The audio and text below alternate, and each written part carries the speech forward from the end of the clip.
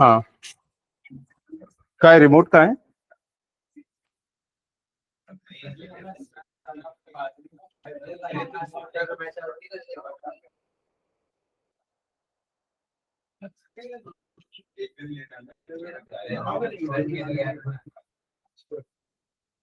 Remote नहीं दिख रहा है इसका। चलो शुरू करते हैं, मैं ले आऊंगा, फिर आप लोग न्यूमेरिकल बनाएंगे तब तक।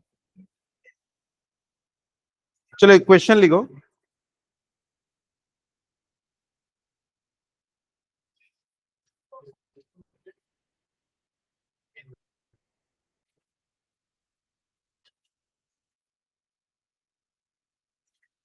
चलो फास्ट बनाना इसको।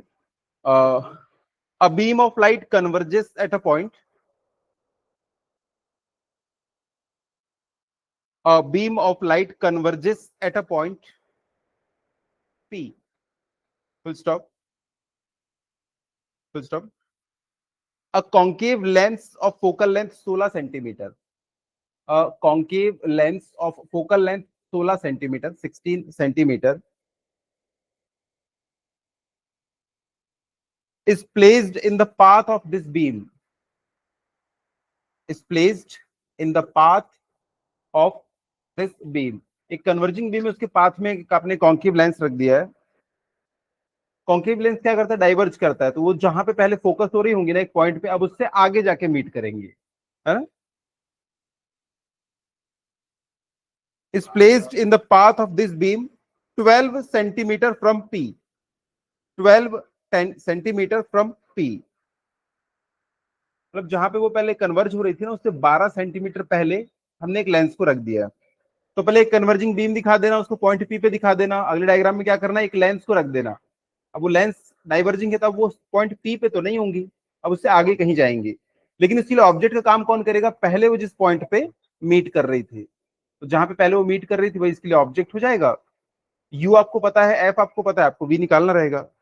फिर इसमें लिखिएगा फुल स्टॉप करके, ड्रॉ अ रे डायग्राम, ड्रॉ अ रे diagram and find the location at which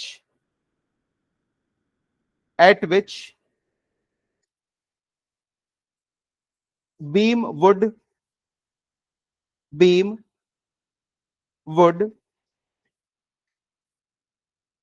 meet now, beam would meet now। देखो कुछ लेंसेस लेके आया हूं मैं।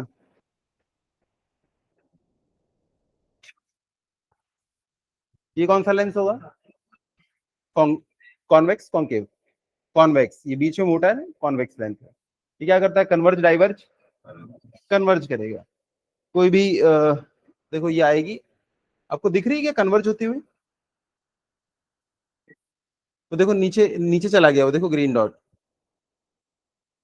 अगर लाइट वाइट बंद करेंगे तो इसमें दिखेगा, ये ग्रीन कलर का दिख रहा है। अभी देखो सीधा जा रहा है, ये दिख रहा है सीधा। अभी देखो इसके आने के बाद नीचे को चला जा रहा है, कन्वर्ज कर रहा है ये।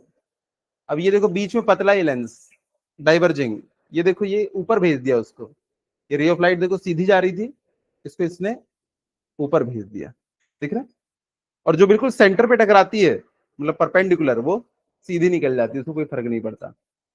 अच्छा, ये एक कन्वर्जिंग लेंस, ये कन्वर्ज करेगा, ये एक डाइवर्जिंग लेंस, ये डाइवर्ज करेगा। अगर दोनों को एक साथ लगा दूं तो इसकी पावर और इसकी पावर, एक की पॉजिटिव होगी एक की नेगेटिव, तो क्या हो जाएगी? कैंसिल हो जाएगी, है ना?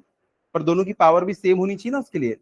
एक की मान लो +2 है तो दूसरे की -2 होनी चाहिए। तो मैंने दोनों ना सेम फोकल लेंथ वाला लाया हूं इसीलिए। तो देखो इसके किसी भी पॉइंट पे आप रखोगे ना, तो वो वहीं पे जाएगा। मतलब ना उसको ये डाइवर्ज कर पाएगा, ना तो ये कन्वर्ज कर पाएगा। देखो कहीं भी उसको कर रहा हूँ, दोनों ने एक दूसरे को क्या कर दिया? कैंसिल कर दिया। ठीक है, चलो इस क्वेश्चन को सॉल्व करो।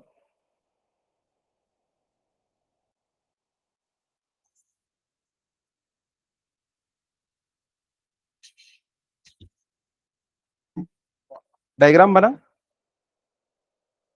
एग्जाम में ऐसे बहुत सारे क्वेश्चन आते हैं यार। एक कन्वर्जिंग बीम है बोला इसने, वो किसी पॉइंट पी पे मीट करती है, तो मैंने एक कन्वर्जिंग बीम बना दिया। ये देखो, ये कन्वर्जिंग बीम पॉइंट पी पे मीट कर रही है, ये है पॉइंट पी, इस पे मीट कर रही है, कन्वर्जिंग बीम बोला, कन्वर्जिंग बीम बना दिया। अब इसने बोला कि इसके पाथ में इसने एक लेंस रख दिया है, वो भी कैसा लेंस है, ऐसा लेंस है। ये क्या काम करता है, डाइवर्ज करने का। इस लेंस को मैंने कहां रखा है पता है, पी से 12 सेंटीमीटर पे रखा है, क्वेश्चन में लिखा हुआ है, अभी अपना दिमाग कुछ नहीं लगाया, लिखा है पी से 12 सेंटीमीटर दूर, उसके पाथ में, बीम के पाथ में रख दिया है, तो रख दिया इसको। अब चूंकि ये डाइवर्जिंग लेंस, अगर कन्वर्जिंग लेंस होता ना तो ये यहां से इधर को बेंड कर देता, रेज यहां पे मीट कर जाती, लेकिन ये डाइवर्जिंग है तो ये थोड़ा सा ऐसा बेंड करेगा। अब जो रेज है ना वो यहां पे जाके मीट करेंगी, थोड़ा आगे, इस पॉइंट पे। तो पहले जहां मीट कर रही थी, यही इसके लिए क्या हो जाएगा, एक ऑब्जेक्ट, कि भैया ऑब्जेक्ट यहां पे रखा है, क्योंकि रेज पहले यहां मीट कर रही थी, तो जो पुरानी इमेज बन रही थी वो क्या है इसके लिए, ऑब्जेक्ट। अब उसकी नई इमेज बना देगा। तो इसके लिए आपको यू पता है, आपको इसके लिए भी पता है, चलो आंसर बताओ जल्दी से।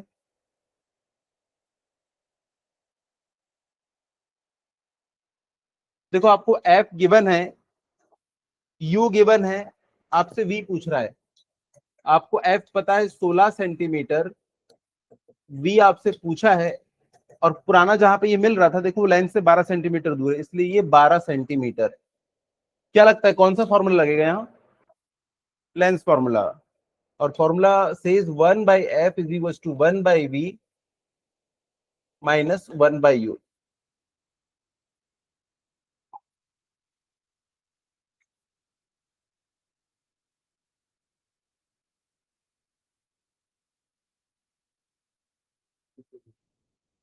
क्या आंसर आया,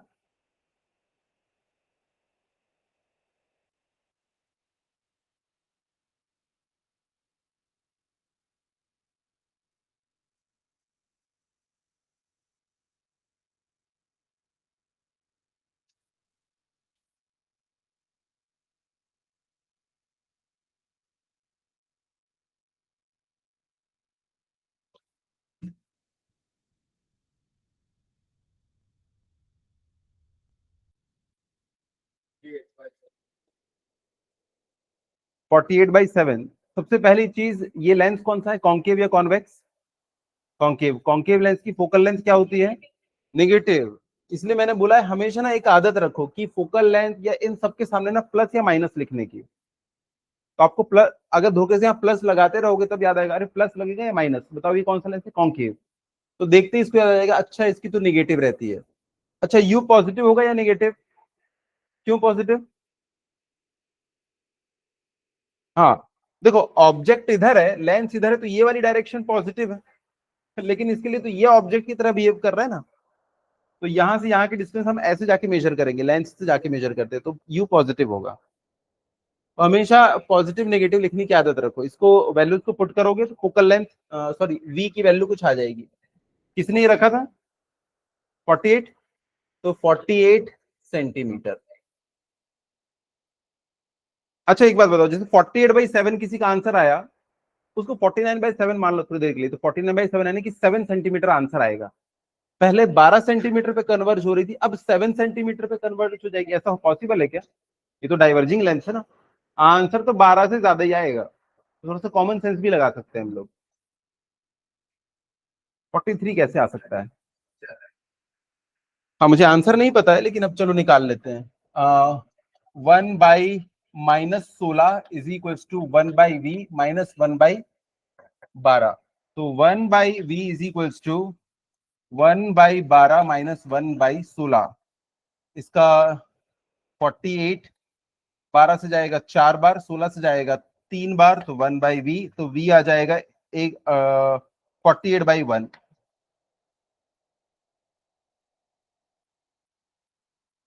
है ना, 48 आंसर है। चलो नेक्स्ट हम लोग का टॉपिक है कौन सा, प्रिज्म। प्रिज्म, इससे पहले नाम सुना ना आप लोगों ने प्रिज्म का। प्रिज्म का एक एप्लीकेशन हमने पढ़ा था, कौन से टॉपिक में, टीआईआर में। ये 90 डिग्री या 180 डिग्री से ना इमेज को रोटेट कर देता है। प्रिज्म आप सभी ने देखा है, कैसा दिखता है? एक ग्लास का पीस है बस ऐसा, उसका बेस जो होता है वो स्क्वायर शेप का होता है, और इसको बेस कहते हैं हम लोग, और इसको उसका फेस कहते हैं। ठीक है, ये इसका बेस है और ये इसका फेस है। ये इक्विलेटरल प्रिज्म है, क्योंकि ना इसके तीनों एंगल्स क्या है, सेम है। आपको 99% केसेस में ना यही दिया रहेगा, एक इक्विलेटरल प्रिज्म है। अगर इक्विलेटरल है तो उसका एंगल कितना होगा, 60 डिग्री। तो बाय डिफॉल्ट उसमें देख लेना, अगर इक्विलेटरल ट्रायंगल होगा तो वो हमेशा कितना होगा, 60 डिग्री। तो ये इसका बेस हो गया और ये दो इसके फेस हो गए। जनरली क्या होगा कि इस फेस से लाइट एंटर करेगी, और क्योंकि यहाँ पे मीडियम चेंज हो रहा है तो यहाँ पे क्या होगा, रिफ्रैक्शन। उसके बाद जनरली लाइट यहाँ से बाहर निकल जाती है। यहाँ पे भी एक बार फेस चेंज होगा तो क्या होगा, फिर से यहाँ पे रिफ्रैक्शन। तो इसमें ना 2 बार रिफ्रैक्शन हमको देखने मिलेगा, हमेशा 2 बार। चाहे लाइट यहाँ से जाके इधर नीचे वाले फेस से निकले, तब भी यहाँ से एंटर की, यहाँ से बाहर निकली, 2 बार मीडियम चेंज, 2 बार यहाँ पे रिफ्रैक्शन होगा। और जब जब रिफ्रैक्शन होता है हम किसका लॉ यूज करते हैं, स्नेल्स लॉ। बस आपको स्नेल्स लॉ लगाना है और प्रिज्म के ऊपर बड़े आसान से क्वेश्चन आते हैं, एकदम फॉर्मूला बेस्ड। ठीक है, तो प्रिज्म के आगे चल के हम लोग एप्लीकेशन भी देखेंगे। किसी मटेरियल का म्यू निकालने के लिए हम लोग इसका इस्तेमाल करते हैं, किसका, प्रिज्म का। मान लो मैंने आपको दे दिया डायमंड, डायमंड का आपको निकालना है, या मैंने आपको दे दिया वाटर या कोई भी लिक्विड दे दिया कि मैंने ये कोई लिक्विड बनाया, बताओ इसका म्यू कितना होगा, तो आप क्या करेंगे, उससे एक प्रिज्म बनाएंगे। और प्रिज्म बनाने से हम क्या कर सकते हैं, किसी भी मटेरियल का म्यू निकाल सकते हैं। अगर मैंने पानी दे दिया तो पानी का म्यू कैसे निकालेंगे, पानी का प्रिज्म कैसे बनाओगे? नहीं, आइस तो फिर वो सॉलिड हो गया, मैंने वाटर बोला है ना। हम लोग ना ऐसा कांच का हॉलो प्रिज्म बनाते हैं, उसके अंदर फिर पानी फिल करते हैं। तो अंदर में आपको तो पता है ना इसकी विड्थ कितनी, थिकनेस कितनी, आपको एक अंदर में ना प्रिज्म मिल जाएगा, किसका, वाटर का। कोई भी लिक्विड का आप ऐसी प्रिज्म बना सकते हैं फिर। ठीक है, तो चलो हम लोग इसको प्रिज्म को शुरू करते हैं। इसमें देखो रिफ्रैक्शन देखो, शायद इसमें लाइट में दिखे ना दिखे, दिख रहा है यहाँ पे रे ऑफ लाइट देखो कैसे नीचे यहाँ पे चली गई है। आपको दिख रहा होगा कि ये देखो, ये वाली इंसिडेंट रे, अंदर में एंगल कुछ, इधर एंगल कुछ। अपन लाइट करके, लाइट बंद करके बाद में देख लेंगे। जो हो रहा है वो यहाँ पे मैं आप लोगों को दिखाता हूँ, एक्चुअल में जो हो रहा है। याद रखना, प्रिज्म का जब हम लोग डेरिवेशन करेंगे ना, डायग्राम थोड़ा सा बड़ा बनाना। बड़ा डायग्राम बनाने से ना कचरा नहीं होगा, क्योंकि अंदर में बहुत छोटे छोटे एंगल आएंगे। ठीक, तो चलो भाई, यहाँ पे मैं एक प्रिज्म बना लेता हूँ। आपको तो पता है प्रिज्म का फेस क्या होता है, प्रिज्म का बेस क्या होता है। तो ये रहा हमारा प्रिज्म। प्रिज्म में एक, इसको मैंने इंसिडेंट किया। अब क्या होगा कि ये हो सकता है कुछ ऐसा रिफ्रेक्ट हो जाए, देखो ये ऐसा, इसकी ओरिजिनल डायरेक्शन थी ऐसी, ये थोड़ा सा क्या हो गई, बैंड हो गई। और जब वहां पे निकलेगी बाहर, तब भी इसमें क्या होगा, एक बार रिफ्रैक्शन होगा, तब ये एक बार फिर से बैंड कर जाएगी। तो देखो ये ऐसी कुछ आपको दिखाई देगी। ठीक है, ऐसी कुछ आपको दिखाई देगी ये। तो देखो ये एक बार यहाँ पे रिफ्रैक्शन हुआ, एक बार यहाँ पे रिफ्रैक्शन हुआ। एंगल ऑफ रिफ्रैक्शन हम कैसे निकालते हैं हमेशा, एंगल किससे निकालते हैं रिफ्रैक्शन, रे का किसके साथ एंगल देखते हैं, नॉर्मल का। तो यहाँ पे नॉर्मल बनाना पड़ेगा। नॉर्मल का मतलब ही क्या होता है, perpendicular. Perpendicular of what, surface. तो इस सरफेस के ऊपर इस पॉइंट पे ना हमको परपेंडिकुलर ड्रॉ करना है। तो नीले कलर से मैं हमेशा नॉर्मल बनाता हूं। तो देखो ये मैंने नीले कलर से यहाँ पे नॉर्मल बनाया, और इस पॉइंट पे भी नीले कलर से मैं क्या करूंगा, नॉर्मल बनाऊंगा। ये देखो,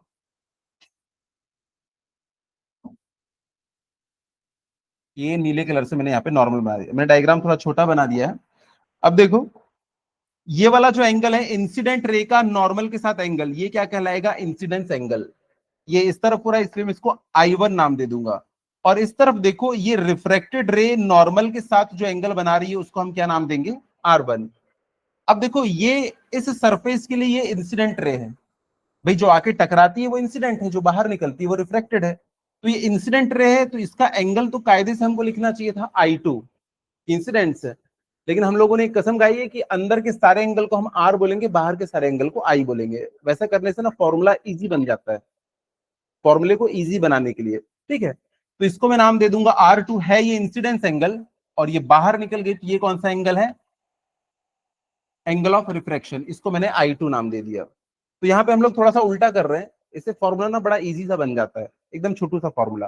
ठीक है, तो यहाँ पे देखो ये इंसिडेंस है, इसने नॉर्मल के साथ जो एंगल बनाई वो I1, उसके बाद नॉर्मल के साथ रिफ्रैक्टेड रे ने जो एंगल बनाई वो R1, उसके बाद फिर से इंसिडेंस करी इसने, तो यहाँ पे मैंने नॉर्मल के साथ एंगल दिखाया R2, और एंगल ऑफ रिफ्रैक्शन ये देखो नॉर्मल के साथ इसको बनाया, इसको हम कहेंगे क्या, I2। यहाँ तक क्लियर है, पक्का? हाँ बोलो। इस पॉइंट को मैं नाम दे देता हूं A, और जहां पे ये दोनों नॉर्मल मिल रहे हैं ना, इस पॉइंट को नाम दे देता हूं मैं O। अब यहाँ पे ना हमको एक चीज बार बार पूछता है एग्जाम में निकालने के लिए कि एंगल ऑफ डिफ्लेक्शन निकालो, एंगल ऑफ डिफ्लेक्शन, इसे हम डेल्टा से रिप्रेजेंट करेंगे।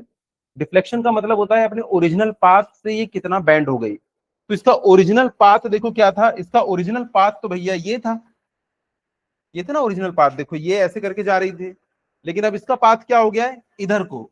तो देखो अगर इसका पाथ उधर से इधर हो गया, तो ये जो एंगल है ना, ये यही क्या कहलाता है, डेल्टा।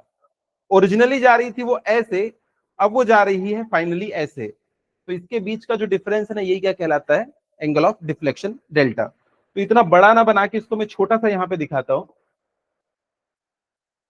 कि इसको अगर हमने ऐसा आगे बढ़ाया, ये इसका ओरिजिनल पाथ था और ये इसका नया पाथ है, तो इनके बीच का जो एंगल है, यही एंगल क्या कहलाएगा, डेल्टा। इसको हम लोग कहेंगे एंगल ऑफ डिफ्लेक्शन। तो एक बार ये डायग्राम को बना लो, उसके बाद फिर मैं इस डिफ्लेक्शन को कैलकुलेट करना बताऊंगा। ठीक है, डायग्राम थोड़ा सा बड़ा बनाना, नहीं तो यहाँ कचरा हो जाता है।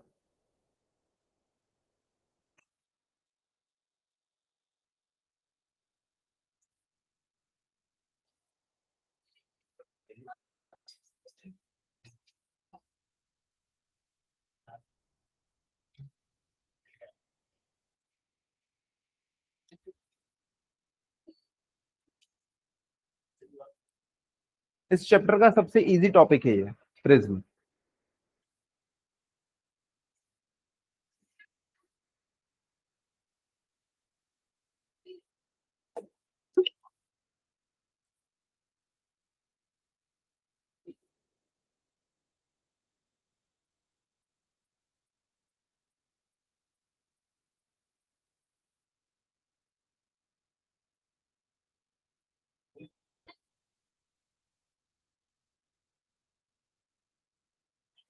आप लोग के पास जब ये लेंस पहुंचेगा ना, तो देखो ये कॉन्वेक्स लेंस है, आपको पता है ना, ये रियल और वर्चुअल दोनों इमेज बना सकता है। रियल इमेज हमेशा कैसी रहेगी, उल्टी, वर्चुअल इमेज हमेशा कैसी रहेगी, सीधी। तो आप इसको एक पेन को ना इसके पास लाना, तो देखो उल्टा पेन दिखेगा, लेकिन जैसे ये फोकल लेंथ और इसके बीच में आएगी, आपको पता है ना, फोकस और लेंस के बीच में अगर ऑब्जेक्ट रखा है, तो इमेज कैसी बनती है, वर्चुअल। वर्चुअल इमेज कैसी बनती है, सीधी। मैं एक वो भी लेके आना था, लाइटर। उससे क्या है, हम इमेज को कैप्चर भी कर लेते हैं। यहाँ पे उसको रखता है, उसकी रियल इमेज ना इस साइड हम उसको कैप्चर कर लेते हैं। ठीक है, मतलब वो उसमें वो रहती ना, आग दिखेगी, वो उसको आप इसमें कैप्चर कर लोगे। ठीक है, और जब वो फोकस और इसके पास में होगा ना, तब आप इमेज को कैप्चर नहीं कर पाओगे। दिखेगी जरूर इधर से कि इमेज दिख रही है, लेकिन उसको स्क्रीन पे आप फॉर्म नहीं कर पाओगे, है ना। अपना पेन रख के देखना एक बार। इसकी फोकल लेंथ ना 5 सेंटीमीटर है, मतलब यहाँ पे इसका फोकस पॉइंट है। अगर इसके पीछे रखोगे तो इमेज कैसी दिखेगी, उल्टी और रियल इमेज। और 5 सेंटीमीटर के अंदर रखोगे ना यहाँ पे, तो इमेज कैसी दिखेगी, सीधी और वर्चुअल। ठीक है, चलो। हाँ, अच्छा, और ये कौन सा लेंस है, कॉन्केव, ये कौन सी इमेज बनाता है हमेशा, वर्चुअल। चाहे ऑब्जेक्ट पास हो चाहे दूर हो, तो ये तो वर्चुअल इमेज बनाएगा। देखो इसमें, इसमें आपको सीधा ही सीधा दिखेगा, वर्चुअल इमेज तो हमेशा सीधी। उसके पीछे पेन रख के देखना।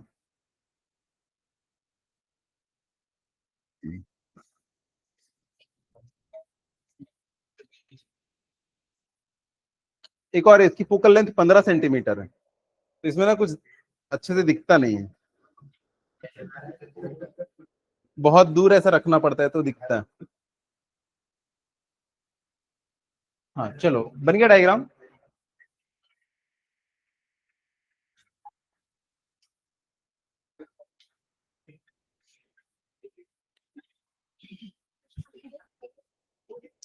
चलो भाई, ध्यान दो अब इधर। अब पूरा एंगल एंगल का खेल है, यहाँ ध्यान दो। यहाँ पे देखो, देखो देखो यहाँ देखो। मैं बात कर रहा हूँ इस वाले ट्राइंगल की, इस पॉइंट को ना एक नाम दे देता हूँ, इसको एक पॉइंट को नाम दे देता हूँ के, इसको नाम दे देता हूँ एल, और इसको नाम दे देता हूँ एम। तो मैं बात कर रहा हूँ ट्राइंगल के एल एम की। ये वाला जो ट्राइंगल आपको दिख रहा है ये वाला, इसमें देखो ये जो डेल्टा है ये कैसा एंगल है? एक्सटीरियर एंगल है। एक्सटीरियर एंगल, देखो इस ट्राइंगल के लिए ये डेल्टा जो है वो बाहर में बन रहा है। आपको ऐसा कुछ दिख रहा है ना, ये ऐसा, ऐसा और ऐसा, ये देखो ये है डेल्टा। तो डेल्टा क्या है? Exterior angle. तो एक्सटीरियर एंगल क्या होगा? इन दोनों एंगल्स का सम होगा। तो ये वाला एंगल और ये वाला एंगल हमको निकालना है। कैसे निकालेंगे? देखो ये जो रे है ऐसे जा रही है, ये देखो ये आगे पिंक बन गई है और ये ब्लू, तो ये वाला एंगल और ये पूरा एंगल तो सेम होना चाहिए। आपको देखो दो लाइन दिख रही होगी, दो लाइंस, एक लाइन ये दिख रही है और एक लाइन ये दिख रही है ना। तो जो ये एंगल होगा ये पूरा एंगल भी उतना ही होना चाहिए। तो ये पूरा का पूरा एंगल I1 है, उसमें से अगर R1 को माइनस कर दो तो ये वाला एंगल बच जाएगा। समझ पा रहे हो? ये पूरा एंगल I1 है, तो ये वाला एंगल भी क्या होगा? पूरा यहां से यहां तक का I1। I1 में से R1 माइनस कर दो, आपको ये बचा वाला एंगल मिल जाएगा। तो ये वाला एंगल होगा I1 माइनस R1। और जैसे ये I2 है तो ये पूरा एंगल क्या होगा? I2। I2 में से R2 को माइनस कर दो, ये एंगल बच गया। आयुष जी ध्यान ध्यान दो, ये वाला एंगल I1 है पूरा, उसमें से R1 माइनस कर दो तो ये बच जाएगा I1 माइनस R1। ये पूरा एंगल I2 के बराबर होगा, इसमें से R2 माइनस कर दो तो ये ऊपर वाले ट्राइंगल का ये एंगल मिल गया हमको, I2 माइनस R2। तो I1 माइनस R1 और ये I2 माइनस R2, इन दोनों एंगल का सम किसके इक्वल होगा? डेल्टा के इक्वल होगा। तो इसको लिख देते हैं, in triangle KLM delta is equals to I1 minus R1 plus I2 minus R2। इसको थोड़ा सा रीअरेंज करते हैं, I1 प्लस I2 माइनस, इसके साथ भी माइनस, इसके साथ भी माइनस है, तो हो जाएगा R1 प्लस R2। इतना क्लियर हो गया? हम ना बाहर वाले एंगल को मेजर कर सकते हैं। बाहर वाले एंगल को कैसे मेजर करेंगे? जब ना मैं आपको ऐसा एक प्रिज्म दूंगा, आप क्या करोगे? वही वाले लेजर लाइट को रखोगे और यहां पे देखो ऐसा एक लाइट मारोगे और आपने एक फोटो खींच ली। उसके बाद आप देखोगे कि ये यहाँ पे इधर जा रहा है, इसकी भी आपने फोटो खींच ली, इस दोनों की फोटो खींच ली। अब इस फोटो को आप निकालोगे, इसको ना आगे बढ़ाओगे और इसको इधर करोगे, तो देखो आप यहां से क्या कर सकते हो? I1 को भी कैलकुलेट कर सकते हो और यहां से क्या कर सकते हो? I2 को भी कैलकुलेट कर सकते हो। तो बाहर वाले एंगल कैलकुलेट करना बहुत आसान है, लेकिन अंदर वाले एंगल को कैलकुलेट कर सकते हैं क्या? नहीं कर सकते हम लोग कैलकुलेट। तो R1 और R2 को हमको हटाना पड़ेगा। तो R1 और R2 को हटाने के लिए हम लोग क्या कर रहे हैं? अभी नीचे वाले ट्राइंगल पे ध्यान देना, ये जो ट्राइंगल आपको दिखाई दे रहा है ये वाला ट्राइंगल, कौन सा? KLO। ये वाले ट्राइंगल में देखो, एक ट्राइंगल के सारे एंगल्स का सम कितना होता है? 180 डिग्री। तो triangle KLO, triangle KLO, angle O plus angle R1 plus angle R2 will be equal to 180, will be equal to 180, क्योंकि तीनों एंगल्स का सम कितना होगा? 180। अब यहाँ पे देखो एक क्वाड्रिलेटरल भी हम लोग को दिखाई दे रहा है, O K, नहीं सॉरी, AKOL, ये वाला क्वाड्रिलेटरल जिसके पास 4 साइड्स होती हैं, उसकी साइड्स का सम कितना होता है? 360 डिग्री। जिसके पास 4 साइड्स है ना, उसके सारे एंगल्स का सम कितना होता है? 360 डिग्री। तो ये 4 एंगल देखो, एक एंगल यहाँ पे है, एक एंगल यहाँ, एक एंगल यहाँ, एक एंगल यहाँ। बताओ ये के पॉइंट पे जो एंगल बन रहा है ये टोटल एंगल कितना है? I1 तो ये पिंक वाले से बन रहा था, ये नॉर्मल हमने ड्रॉ किया है ना, तो सरफेस और नॉर्मल इन दोनों के बीच का एंगल कितना होगा? सरफेस के ऊपर आपने ये नॉर्मल ड्रॉ किया ना, तो सरफेस और नॉर्मल के बीच का एंगल ही तो पूछ रहा हूं मैं, 90। क्यों उसको I1 R1 के टर्म्स में हम लोग बताएं जबरन? भैया मैं एंगल किसके किसके बीच का पूछ रहा हूँ? सरफेस और नॉर्मल। तो ये एंगल भी 90 और ये एंगल भी 90। जब ये दोनों मिलके हो गए 180, तो बाकी दोनों मिलके भी कितने हो जाएंगे? 180। क्योंकि ये वाला एंगल होगा 90 और ये वाला एंगल होगा 90, तो बच गया कितना? 180, क्योंकि टोटल 360 होना चाहिए। ये एंगल, ये एंगल, ये एंगल, ये एंगल चारों मिलके होना चाहिए 360। ये दोनों 90 90 हो गए, मतलब 180 गया। अब कितना बचा? 360 में से 180 गया, कितना बचा? 180। तो एंगल ए और एंगल ओ मिलके कितना हो जाएगा? 180। तो भैया angle O plus angle A मिलके कितना हो जाएगा? 180। इन दोनों से कुछ कंक्लूड कर सकते हो? इन दोनों से कुछ कंक्लूड करो। देखो ये दोनों ही 180 के बराबर है, तो इनको इक्वेट करा देता हूं, ये दोनों ही 180 के बराबर है, तो इसको इक्वेट कर देता हूं, तो क्या मिलेगा, angle O plus R1 plus R2 is equal to angle O plus angle A. दोनों साइड से एंगल ओ कट जाएगा और क्या बचेगा, R1 plus R2 is equal to A. ये सबसे इंपॉर्टेंट चीज है कि अंदर वाले जो एंगल्स है ना, इनका जो सम होता है ये हमेशा प्रिज्म एंगल के बराबर होता है। प्रिज्म एंगल, ऊपर वाला जो एंगल है वो प्रिज्म एंगल है। मैंने आपको बताया ना, प्रिज्म में ये वाला जो एंगल है, ये वाला जो एंगल, इसको हम क्या कहते हैं, प्रिज्म एंगल।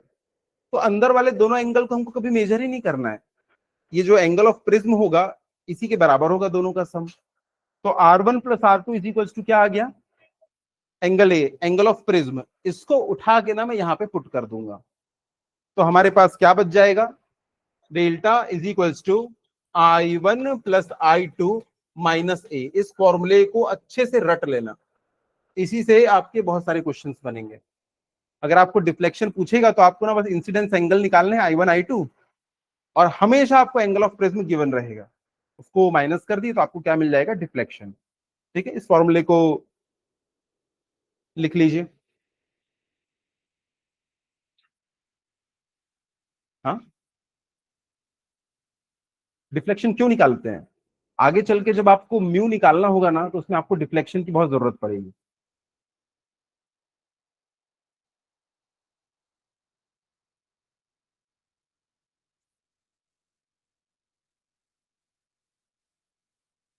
क्या डेरिवेशन समझ में आया, इस डेरिवेशन को भी पूछता है, बस आपको देखो 2 बार ट्राइंगल को लेना है और उसके बाद फिर 1 बार क्वाड्रिलेटर को लेना है।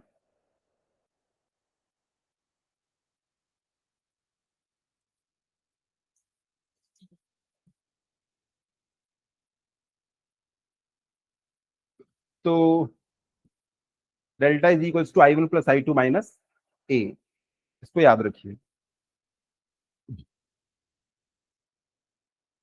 आज हम लोग क्लास जल्दी छोड़ेंगे, आज पूजा होगी सबके घर में।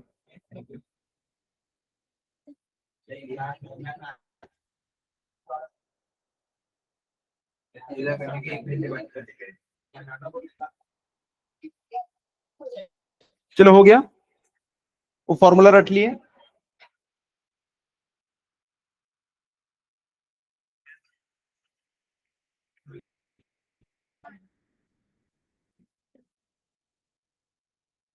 अच्छा, आज घर जाके ना फिर मैं कुछ क्वेश्चंस को ग्रुप में पोस्ट करूंगा, तो वो क्वेश्चंस आप लोग ना ट्राई करना, क्योंकि हम लोग का लेंस खत्म हो गया है। मैं PYQs को ही टैग करूंगा, तो देख अगर आपसे क्वेश्चन बन रहे हैं इसका मतलब आपका कॉन्सेप्ट क्लियर है, नहीं बन रहे हैं मतलब वो क्लियर नहीं है, तो उन क्वेश्चंस को बनाना, मैं सॉल्यूशन भी भेज दूंगा उनका। ठीक है, लेकिन एक बार ट्राई करना, क्योंकि लेंस से क्वेश्चन आना एकदम निश्चित है, प्रिज्म से आए या ना आए। हाँ, कौन सा ये वाला लाइन कैसे आया, ये वाला ट्राइंगल देखो, ये वाला जो ट्राइंगल है, ट्राइंगल KLM, इसमें एक्सटीरियर एंगल जो होता है वो सम ऑफ इंटीरियर एंगल्स होता है। तो हमको ये वाला एंगल निकालना है, ये वाला एंगल, ये जो पिंक वाला है, ये वाला एंगल। तो तुम खुद देखो,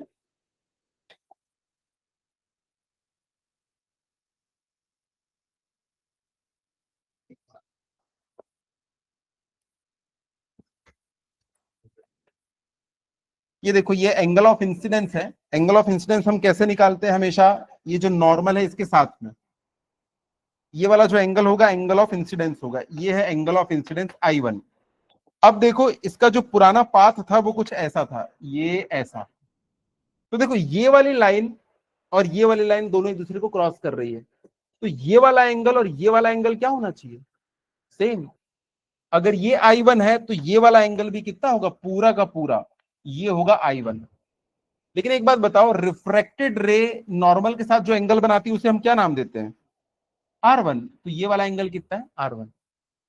अब ये पूरा I1 है और ये वाला R1, मैं तुमसे ये वाला एंगल पूछ रहा हूं, तो कैसे निकालोगे, I1 माइनस R1। तो वैसे ही मैंने यहाँ पे निकाला कि ये जो छोटू एंगल है ये है I1 माइनस R1, ये हो जाएगा I2 माइनस R2। तो इंटीरियर एंगल्स आ गए I1 minus R1, I2 minus R2। इन दोनों का सम तीसरे वाले के एक्सटर्नल एंगल के बराबर होगा। हमने बचपन में पढ़ा है ना, इस चैप्टर में भी पढ़ा है। आगे समझ में। इसके बाद एक छोटा सा टॉपिक, उसका भी फॉर्मूला।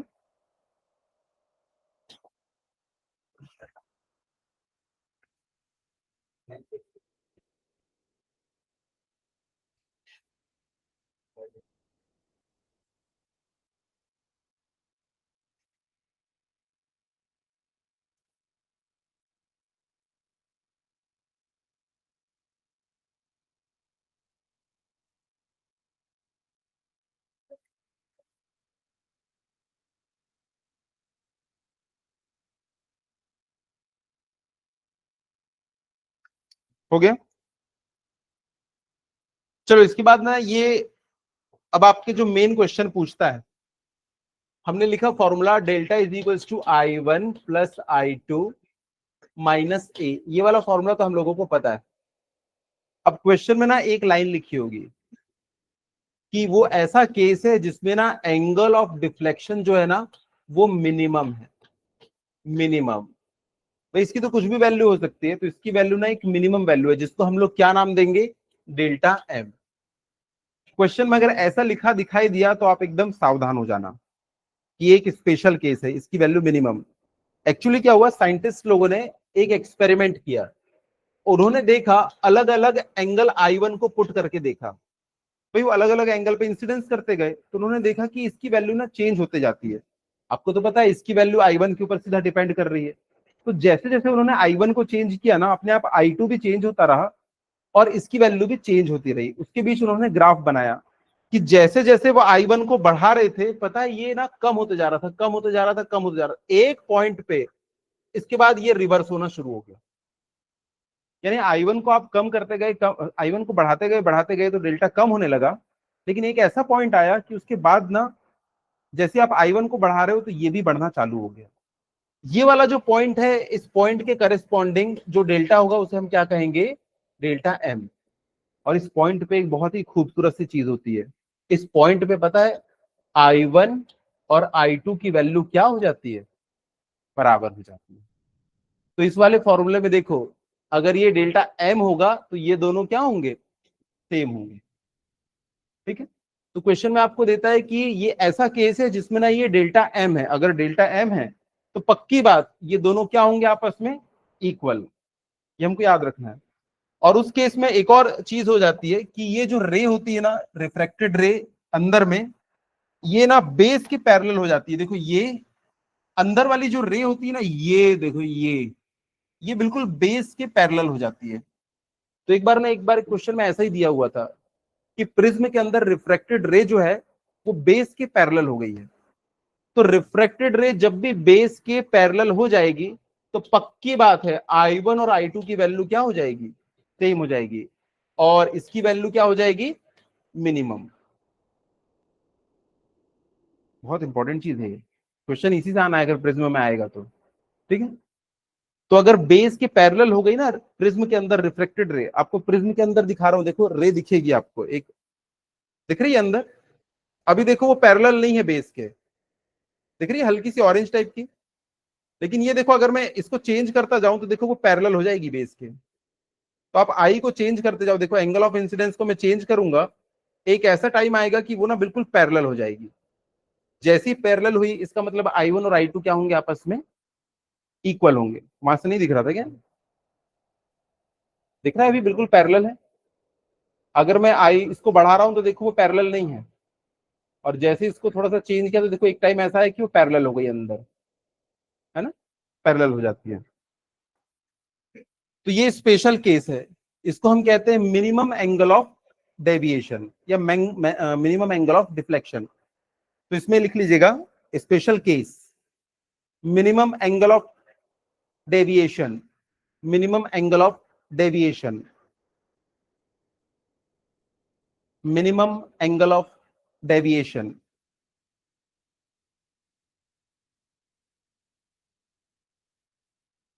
ब्रैकेट में डेल्टा एम, ब्रैकेट में डेल्टा एम। और उस ग्राफ को बना लीजिए। उस ग्राफ से आपको पता चल जाएगा कि जब डेल्टा एम होता है ना, तब I1 और I2 आपस में इक्वल हो जाते हैं। और I1 और I2 दोनों इक्वल हो गए तो मैं I1 I2 क्यों लिखूंगा, मैं क्या लिख दूंगा सीधे, I। तो दोनों ही सेम है, तो क्या I1 और क्या I2?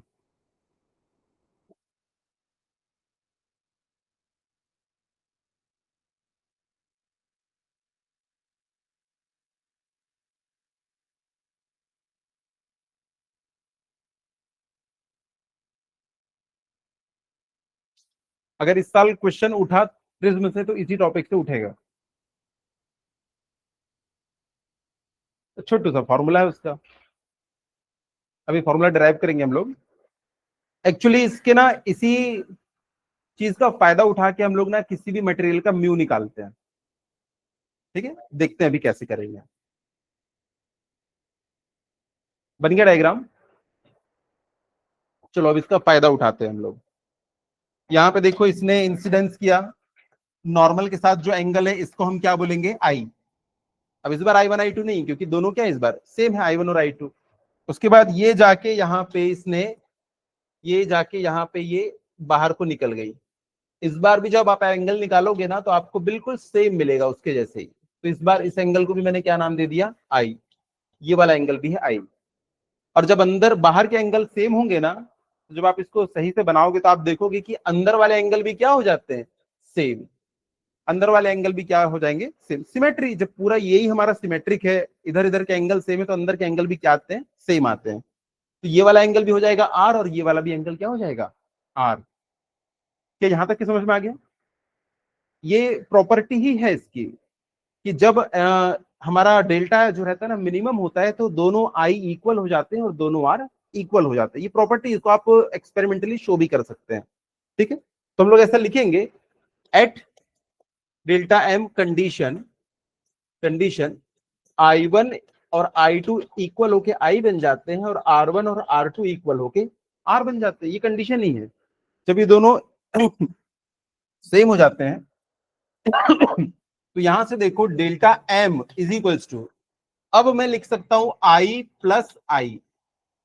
अगर यहाँ पे ये एम नहीं लिखता तो ये I1 और I2 हो जाते हैं, माइनस ए। तो यहां से delta M is equals to 2I minus A. तो यहां से मैं लिख सकता हूं 2I is equals to delta M plus A, और I इज इक्वल्स टू क्या लिख सकता हूं? Delta M plus A by 2। ये हमारी ना पहली चीज आ गई है, नंबर 1 चीज। वैसे एक बात बताओ, R1 और R2 दोनों का एडिशन किसके इक्वल होता है? ए के इक्वल। अभी थोड़ी देर पहले हमने प्रूफ किया था, R1 plus R2 is equal to होता है ए। लेकिन यहाँ पे दोनों सेम है, तो मैं लिखूंगा R plus R is equal to A, क्योंकि R1 और R2 इक्वल है। तो यहां से मैं लिख सकता हूं 2R is equal to A, यानी R इज इक्वल टू क्या हो गया? ए बाई 2। ये दूसरी चीज मैंने नोट करके रख ली है। ठीक है, क्योंकि ए ना हमेशा क्वेश्चन में गिवन रहता है, नहीं भी है तो तुम इसको उठा के आप आराम से मेजर कर सकते हो। तो देखो ए के टर्म्स में हम लोगों ने लिख लिया है। ठीक है, चलो अब ये वाला जो पॉइंट है, ये वाला पॉइंट, इसको हमने नाम दिया के, इस पॉइंट को हमने नाम दे दिया एल। अंदर का मटेरियल का म्यू है म्यू 2, और बाहर का म्यू है म्यू 1। इधर भी म्यू 1 लिख देते हैं, बाहर हवा है। तो पॉइंट के के ऊपर आप लोग लगाएंगे स्नेल्स लॉ। चलो पॉइंट के ऊपर लगाओ स्नेल्स लॉ, क्या मिलेगा? चलिए प्रणव जी, पॉइंट के ऊपर आप लगाएंगे स्नेल्स लॉ, क्या कहेगा स्नेल्स लॉ? स्नेल्स लॉ, हाँ mu two sine I, sine R. चलो हम इधर की बात कर रहे हैं, इधर की बात कर रहे हैं। इधर का म्यू कितना है? म्यू 1, और इधर का एंगल कितना है? आई। तो मैं लिख दूंगा कितना? Mu 1 sine I is equals to, इस पॉइंट पे अंदर आ जाओ, अंदर आओगे तो एंगल कितना हो जाएगा? आर, और मीडियम क्या है? म्यू 2। तो मैं लिख दूंगा क्या? Mu 2 sine R. चलो यहां से मैं लिख सकता हूं mu 2 upon mu 1 is equals to sine I upon sine R. Mu 2 by mu 1 को हम क्या लिख सकते हैं? Mu of 2 with respect to 1। ऐसे तो लिखते हैं, अगर ऊपर ग्लास है और नीचे एयर, तो mu of glass with respect to air is equals to sine I की वैल्यू बताओ क्या है? Delta M plus A by 2 divide by sine R कितना है? Sine A by 2। बात खत्म, यही हमारा मेन फॉर्मूला है। तो किसी भी मीडियम का आपको म्यू निकालना है विद रिस्पेक्ट टू एयर, तो आपको क्या करना है, इसी वैल्यू इसी में फॉर्मूले में फिट कर देना है। बोलो नहीं आया समझ में? क्या? कौन सा एंगल उल्टा सीधा? हाँ तो साइन के टर्म उसमें लिख देंगे हम लोग, क्या है उसमें? नहीं, ऐसा वैल्यू आपको देगा कि आप कुछ कैलकुलेट कर सको। ऐसा नहीं कि अचानक से लिखा जाएगा वहां पे साइन 47 डिग्री। वो आपको ऐसा ही देगा कि आप उसको कैलकुलेट कर सको, आप उसका टेंशन मत लो, आप फॉर्मूले को याद रखने का टेंशन लो। तो म्यू निकालना है, तो म्यू इज इक्वल्स टू क्या हो जाएगा, sine delta M plus A by two, और नीचे में हो जाएगा साइन ए बाई टू। इस फॉर्मूले को याद रखना है। तो ये बहुत बहुत बहुत खास कंडीशन है, इसमें आई वन और आई टू इक्वल हो जाता है, आर वन और आर टू इक्वल हो जाता है।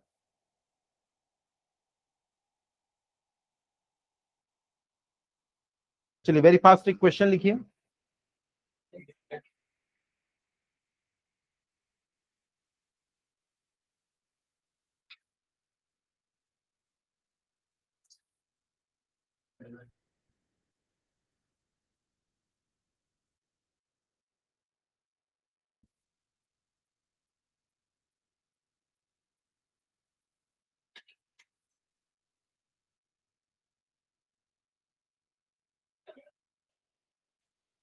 हो गया, चले।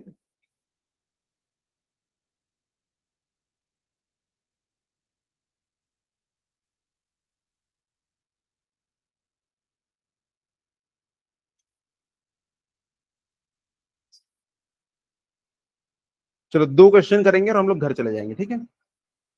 चलिए लिखिए।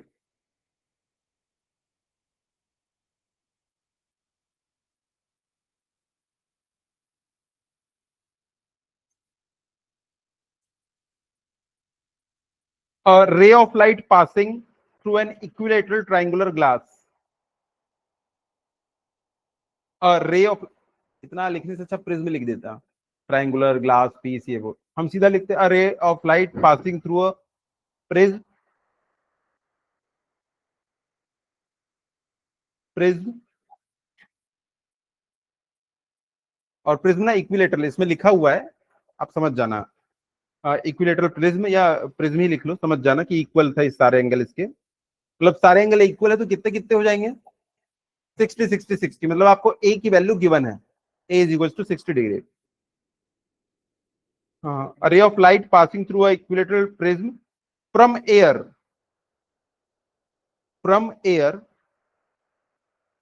undergoes minimum deviation, undergoes undergoes minimum deviation, minimum deviation मतलब ये डेल्टा एम वाला केस है, और इस केस में आई वन और I two equal to I हो जाते हैं, R one equal to R two equal to R हो जाता है, ये हमको पता है।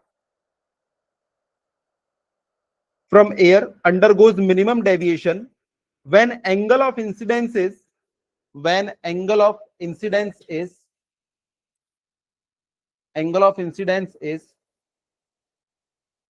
3/4 of angle of prism. Angle of incidence is 3/4 of angle of prism. Full stop. Calculate speed of light in prism. Calculate speed of light in prism. Calculate speed of light in prism.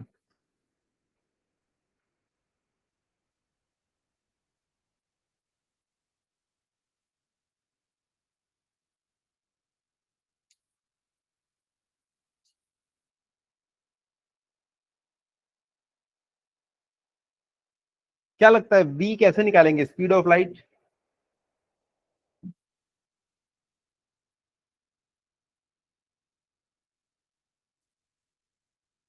कैसे निकालेंगे Patendra ji speed of light in prism? अच्छा, mu is equals to होता क्या है पहले बताओ? Mu is the ratio of speed of light in vacuum to the medium, हमको यही निकालना है। ये तो बच्चे बच्चे को पता है। अगर तुमने म्यू निकाल लिया, तो म्यू इज इक्वल टू क्या होता है, सी बाई वी। तो आप वी निकाल सकते हो। रिफ्रैक्शन में सबसे पहला टॉपिक हमने ये पढ़ा था ना, refractive index. It is the ratio of speed of light in vacuum to the speed of light in medium. कुल मिला के आपको ना म्यू निकालना है। म्यू निकल गया तो वो निकल गया।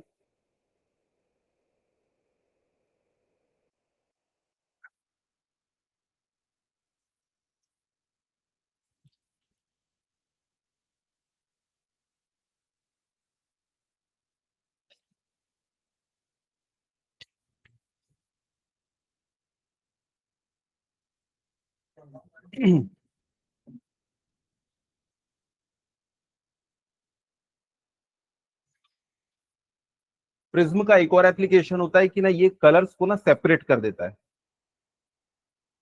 अगर इसको सनलाइट में रखोगे ना तो उस तरफ आपको पूरे सातों कलर्स दिखाई देंगे।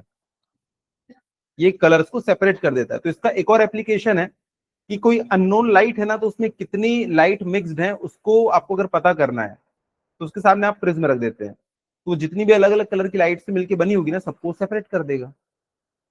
अगर आपने इसको सनलाइट में रख दिया ना, सनलाइट में, यहां से अगर सनलाइट आएगी तो पता है एक्चुअली क्या होता है कि ये जो म्यू है ना, mu it is a function of, it is a function of wavelength.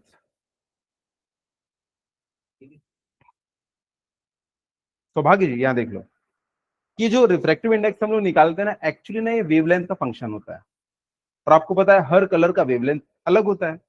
अब सनलाइट जो है ना वो सात अलग अलग कलर से मिलके बनी है। तो जब आप इसमें देखोगे ना, आपको ना सातों कलर ना सेपरेट होते हुए दिखाई देंगे। सबसे ऊपर ना आपको कौन सा कलर दिखाई देगा, रेड।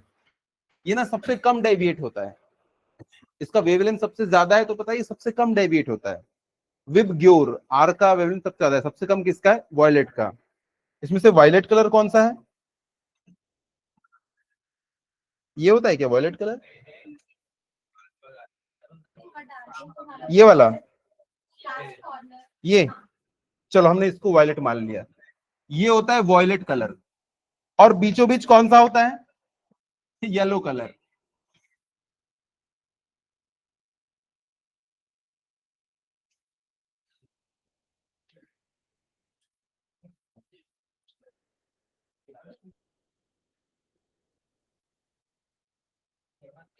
एक बार ये भी पूछा है क्वेश्चन में, दो कलर हमने भेजे हैं, बताओ उसमें ए कलर कौन सा है और बी कलर कौन सा है। तो आपको पता है कि भाई विबग्योर, आपको तो पता है, नीचे से ऊपर विबग्योर लिख लेना। बीचों बीच कौन सा आता है, येलो। सबसे ऊपर कौन सा आएगा, रेड। सबसे नीचे कौन सा आएगा, वॉयलेट। अगर इसको मैं और डिटेल में अगर लिखूं, इसको लिखना मत, ये कोई काम का नहीं है। A plus B lambda square plus C by lambda power 4 plus D lambda power 6 plus so on. हाँ, तो देखो म्यू जो है ना वो वेवलेंथ के ऊपर डिपेंड करता है, लेकिन ये वेवलेंथ ना बहुत क्लोज क्लोज होता है, ऐसा नहीं कि बहुत ज्यादा होता है। ठीक है, तो म्यू ना सब कलर के लिए अलग अलग है। म्यू अगर अलग अलग है तो स्पीड भी अलग अलग हो जाएगी, स्पीड अलग अलग है तो अलग अलग एंगल पे डेविएट होती है। इसलिए प्रिज्म क्या करता है, सबको सेपरेट आउट कर देता है। ठीक है, चलो वापस से इस क्वेश्चन में आप बताओ कितना आया, म्यू कितना आया, √2। कैसे निकालें,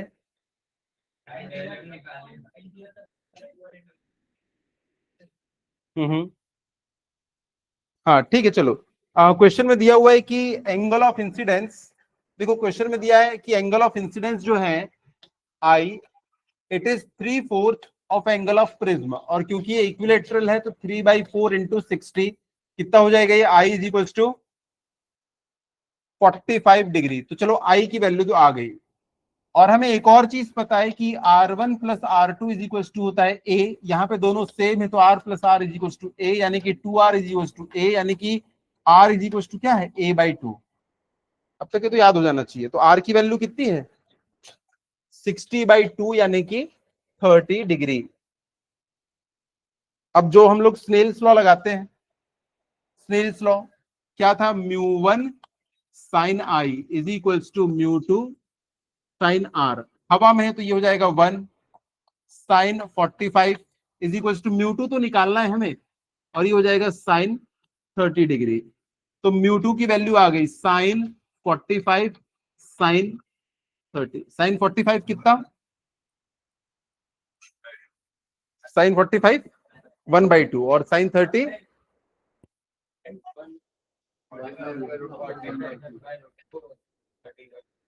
हाँ, तो ये हो जाएगा कितना 1/√2 1/2। तो 1/2 से डिवाइड करने से अच्छा 2 से वो कर देते हैं, तो ये हो जाएगा कितना √2। तो म्यू 2 की वैल्यू √2 आई है, तो यहाँ पे पुट कर देते हैं। √2 इज इक्वल टू C/V। तो √2 इज इक्वल टू C कितना होता है 3 × 10⁸ डिवाइड बाई V। तो V इज इक्वल टू क्या आ जाएगा 3/√2 × 10⁸ मीटर पर सेकेंड। क्वेश्चन आसान है, कोई मुश्किल नहीं है। तो फिर से बता रहा हूं, क्वेश्चन में पूछा था कि स्पीड ऑफ लाइट क्या होगी उसके अंदर, तो हम कैसे निकाल सकते हैं mu is equal to C/V। इसके लिए हमें म्यू निकालना पड़ेगा। अब म्यू के लिए एक फॉर्मूला था sine delta m plus A/2, उससे तो नहीं निकाले, उसी से निकाले। हाँ, अलग अलग तरीके हैं, तो मैंने तो स्नेल्स लॉ से ही निकाल दिया उसको। आप चाहो तो फॉर्मूला यूज करके भी निकाल सकते हो, लेकिन उसके लिए आपको डेल्टा m फिर निकालना पड़ेगा। हाँ, उसको आई ले लो। ठीक है, तो अपना अपना तरीका है, ये सब वैल्यू पुट करके आ गया। इसमें किसी को डाउट है तो बताओ। पक्का? चलो, तो लास्ट क्वेश्चन फिर घर चलेंगे।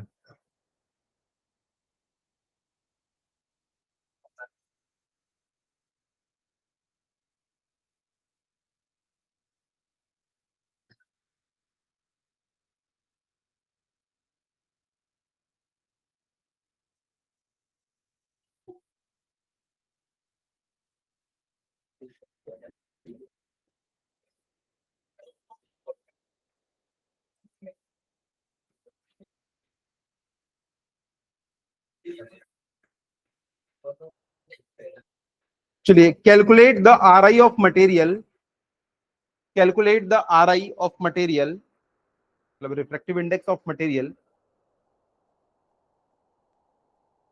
of an equilateral prism, of an equilateral prism for which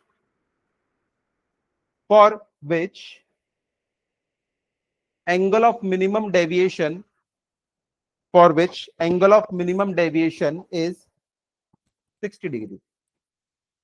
इसमें मार्क कीजिए होमवर्क क्वेश्चन और घर से बना के लाइए। ठीक है, चलिए, बाय बाय।